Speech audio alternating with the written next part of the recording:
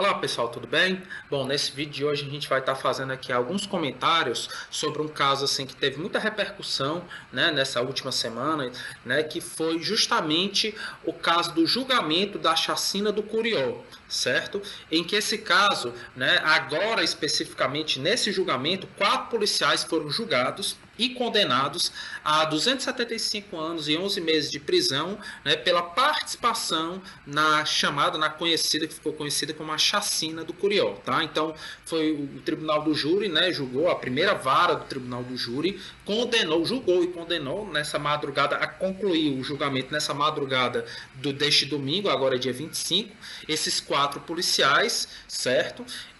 E a sentença ela foi anunciada depois de mais de 60 horas, né, de julgamento, que ocorreu, né, depoimentos, debates e deliberação, certo? Que com isso, devido à duração do julgamento, entrou aí para a história do Tribunal do Júri como o julgamento mais longo da história do Tribunal de Justiça, né, do estado do Ceará, certo? Nesse processo, esse processo específico, houveram 4 réus, que foram os policiais Antônio José de Abreu Vidal Filho, Marcos Vinícius Souza da Costa, o Wellington Vera Chagas e o Ideraldo Amâncio. E todos eles foram considerados culpados pelo cometimento de 11 crimes de homicídio, e a gente vai ver que foram homicídios qualificados, a gente vai estar analisando isso um pouco mais adiante, 3 homicídios na forma tentada, ou 3 tentativas de homicídio, 3 crimes de tortura física e 1 crime de tortura mental ou tortura psicológica, certo? De maneira que cada um desses, né, cada um deles recebeu a mesma pena de 275 anos e 11 meses de prisão em regime fechado, além da perda, né, do cargo, né, de policial, certo? E vamos relembrar um pouquinho aqui do caso, né, essa chacina, né, esses assassinatos em série, né, aconteceram em 11 de novembro de 2015, né, então eu já iria completar agora em novembro 8 anos do ocorrido, então, né, já fazia um certo tempo que tinha acontecido o fato, né, e aconteceu lá na região lá da Grande Messejana, nas proximidades ali do Curió, né, Lagoa Redonda, certo? E nesse caso, como a gente falou, 11 pessoas, né, adolescentes, enfim, foram mortos, certo? Nessa série de crimes que foram cometidos, né, na mesma madrugada, tá? E, de acordo com o que se apurou, esse crime teria sido cometido como uma represália, como uma vingança, né, pelo assassinato do policial Waltenberg Chaves Serpas, que tentou defender a namorada de um assalto na época dos fatos e que acabou sendo assassinado. Então esse crime teria sido uma represália por esse fato, por esse assassinato desse policial, certo? E além desse julgamento, pessoal, estão previstos ainda 2 julgamentos, duas outras sessões do júri previstas para agosto e setembro desse ano, né? E que cada uma delas vai haver mais 8 policiais vão ser julgados em cada uma dessas ocasiões, tá? Agora, sim, o principal que a gente queria ressaltar aqui são alguns fatos interessantes sobre o julgamento que a gente vai estar analisando e algumas análises um pouco técnicas, né? Para vocês entenderem um pouco melhor, né, sobre algumas minúcias do julgamento. Então vamos lá, alguns fatos interessantes. A chacina do Curió, pessoal, foi a 3ª maior da história do Ceará, certo? E a maior chacina de todas, né, foi a das Cajazeiras, que foi decorrente de uma disputa entre facções criminosas, e que essa das Cajazeiras ocorreu em 27 de janeiro de 2018, justamente no bairro de Cajazeiras, e ao todo 14 pessoas foram mortas na casa de show, né, Forró do Gado, tá?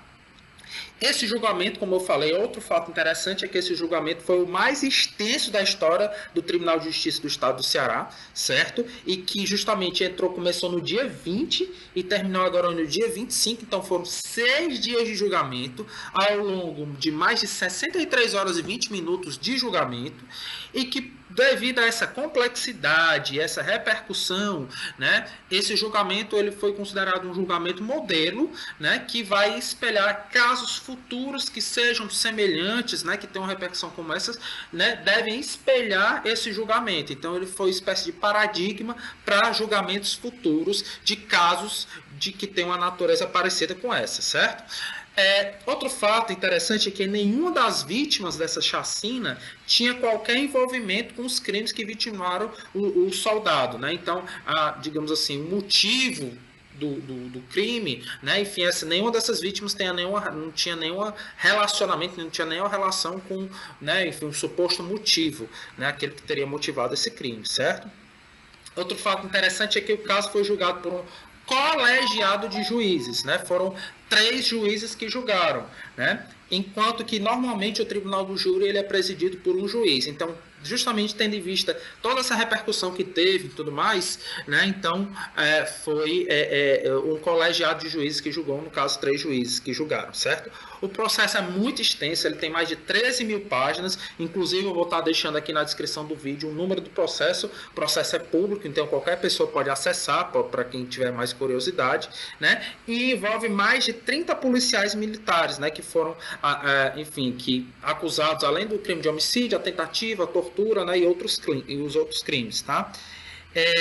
Então ele foi desmembrado em 3, como a gente falou, né, justamente devido à complexidade. Então o primeiro foi julgado, esse processo foi julgado agora, os próximos vão ser julgados em agosto e setembro desse ano, certo? Todos os réus foram condenados na mesma pena, certo? Então a gente já analisou aqui, certo?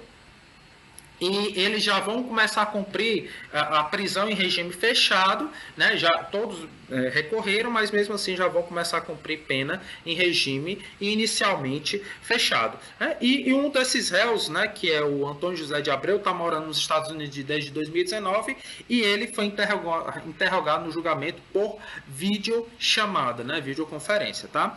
E aqui, pessoal, a gente vai passar aqui a analisar algumas especificidades do processo. O número do processo aqui eu vou deixar na descrição, tá?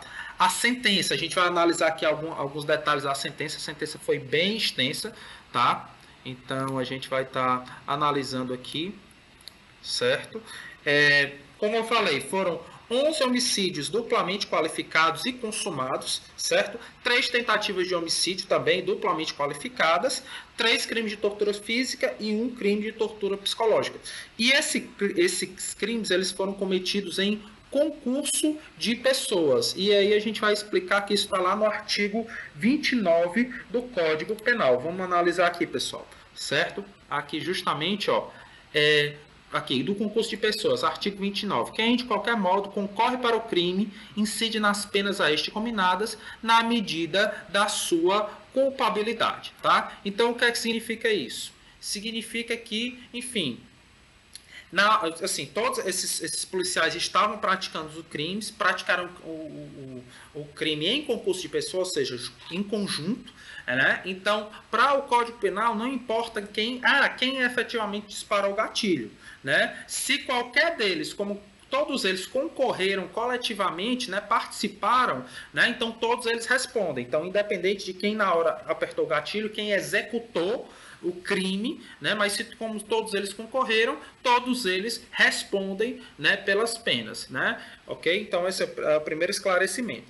Sobre as qualificadoras, pessoal, como eu falei, os homicídios eles foram duplamente qualificados, ou seja, eles tinham 2 qualificadoras, que foi a questão do motivo torpe e o crime que resultou a impossibilidade de defesa das vítimas, certo? Então são 2 qualificadoras, o motivo torpe e a impossibilidade de defesa da vítima. Então vamos explicar o que é o motivo torpe, né? Aquele crime que ele é cometido por um motivo, a motivação ela é algo ofensivo à moral, é algo imoral, é algo repugnante, né? Aquilo que causa nojo, desprezo da gente, com aquele motivo que, né, enfim, que é isso que a gente chama de motivo torpe, tá?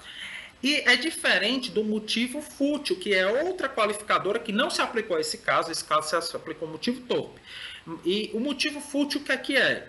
É o motivo que ele é banal, é um motivo insignificante, que ele é desproporcional, no caso do motivo fútil, é uma desproporcionalidade entre a dita causa do crime e o cometimento do crime. Então, por exemplo, o exemplo motivo fútil é um término de relacionamento, que você vai lá e mata a ex-namorada porque terminou o relacionamento. Esse é o fútil. Nesse caso, a gente falou em motivo torpe, né, que é aquele motivo repugnante, desprezível, que, né, causa aquela ânsia, né, aquela repugnância na gente, tá?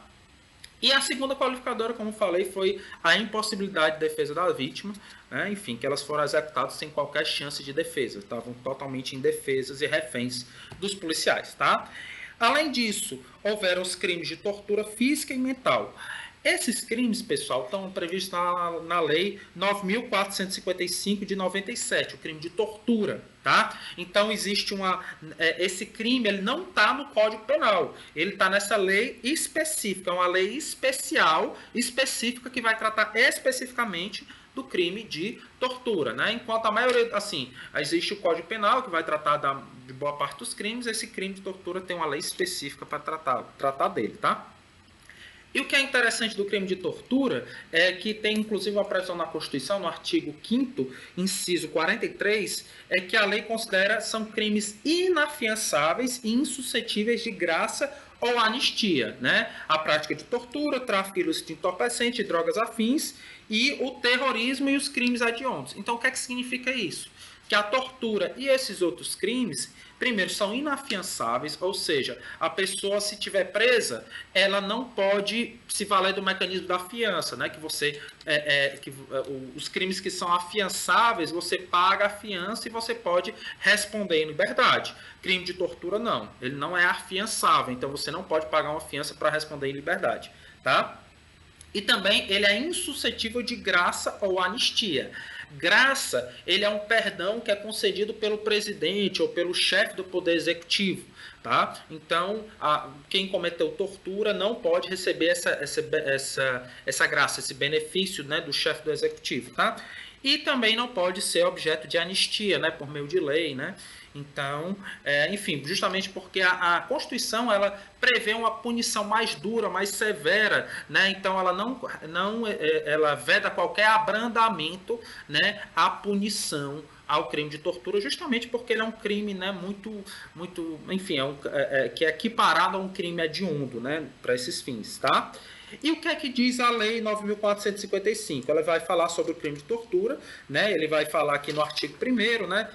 Artigo 1º, inciso 1. Constranger alguém com emprego de violência ou grave ameaça, causando-lhe sofrimento físico ou mental. Aí, a linha A, com o fim de obter informação, declaração ou confissão da dívida. Então, aqui no caso da chacina, os policiais estavam em busca de um traficante, enfim, e do suposto daqueles que supostamente tinham matado, do autor do crime, do assassinato do policial Waltenberg, e eles constrangeram as vítimas, né, torturaram para obter informações, né, sobre esse traficante e o autor desse crime que eles queriam vingar, né? Então a tortura foi justamente com o fim de obter informação, né?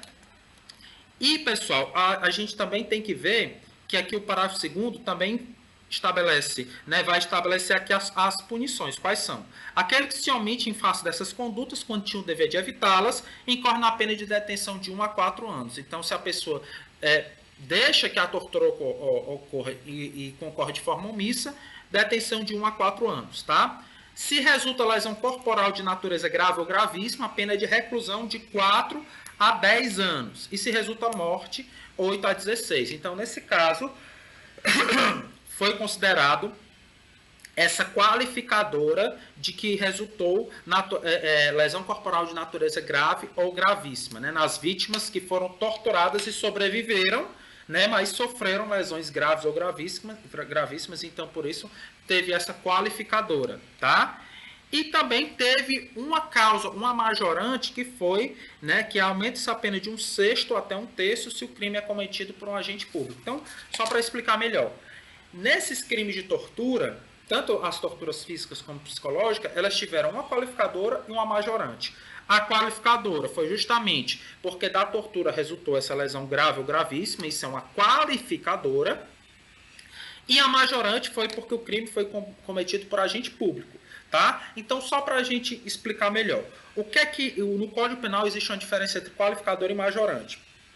A qualificadora é quando a lei, o dispositivo legal, ele traz uma pena específica para aquela conduta. Então, por exemplo, quando ela fala, né, tortura de que resultou lesão grave ou gravíssima, pena de reclusão de 4 a 10 anos. Então aqui é uma qualificadora, porque a lei, o dispositivo, traz uma pena específica para essa conduta. Tá? Então é como se fosse um novo tipo legal, como se fosse um novo tipo de crime, certo? Já na majorante, a lei ela não traça uma conduta específica. Na realidade, ela não vai trazer uma pena mínima ou máxima, ela simplesmente diz uma condição que vai aumentar a pena base. Então, por exemplo, aqui nesse aqui, a majorante foi porque o crime foi cometido por agente público. Então, aqui o parágrafo 4º diz que vai aumentar a pena de 1/6 até 1/3. Então, essa é a majorante, tá? E bom, pessoal, e só para encerrar, a gente teve uma notícia recente de que o governador do estado, né, o Humano, ele autorizou o procurador-geral do estado a entrar em contato com alguns familiares das vítimas, né, agora após o julgamento, para tentar negociar a indenização, né, que o estado vai pagar, né, a família das vítimas, né? Então, além do Estado estar querendo negociar com as famílias para pagar essa indenização, além de estar prestando serviço de apoio psicológico, né, e assistencial a essas famílias, né, enfim, aos familiares que foram, né, das vítimas, tá? E bom, pessoal, com isso aí a gente encerra as nossas considerações sobre o caso. Então, até a próxima, pessoal. Valeu, um abraço.